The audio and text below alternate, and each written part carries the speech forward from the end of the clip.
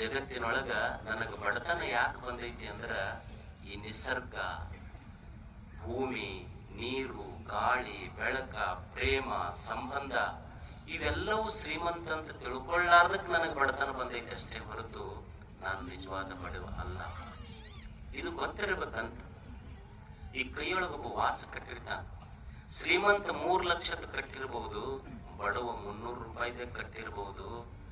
ಕೈಯೊಳಗೆ ಕಟ್ಟಿದ ವಾಚ್ ಏನ್ ಹೇಳ್ತಿರ್ತೈತಿ, ನೀವು ಶ್ರೀಮಂತರಿರ್ಬಹುದು, ನೀವು ಬಡವರಿರ್ಬಹುದು. ನಾನು ಸಮಯ ಇಬ್ಬರಿಗೆ ಅಷ್ಟೇ ಹೇಳ್ತೀನಿ ಅಂತ ವಾಚ್ ಹೇಳ್ತಿರ್ತೀನಿ. ಒಬ್ಬ ತಾಯಿ ಶ್ರೀಮಂತ ಇರಬಹುದು, ಒಬ್ಬ ತಾಯಿ ಬಡವಿ ಇರಬಹುದು. ಶ್ರೀಮಂತ ತಾಯಿ ತನ್ನ ಮಗನನ್ನ ಬಂಗಾರದ ತೊಟ್ಟಿಲೆಲ್ಲ ಹಾಕಿ ತೂಗಬಹುದು. ಬಡವಿ ತಾಯಿ ಒಂದು ಜೋಪಡಿ ಒಳಗ ಹರಕು ಸೀರೆ ಒಳಗ ತೂಗಬಹುದು. ಆದ್ರ ತಾಯಿಯ ತೊಟ್ಟಿಲು ಶ್ರೀಮಂತ ಇರಬಹುದು, ಈ ತಾಯಿಯ ಜೋಪಡಿ ಬಡತನ ಇರಬಹುದು. ಆದ್ರೆ ಇಬ್ಬರು ತಾಯಿಯ ಎದೆಯೊಳಗಿರುವ ಮಮತೆ ಐತೆಲ್ಲ, ಅದಕ್ಕೆ ಬಡತನವೂ ಇಲ್ಲ, ಶ್ರೀಮಂತವೂ ಇಲ್ಲ, ಮಮತೆ ಅಷ್ಟೇ.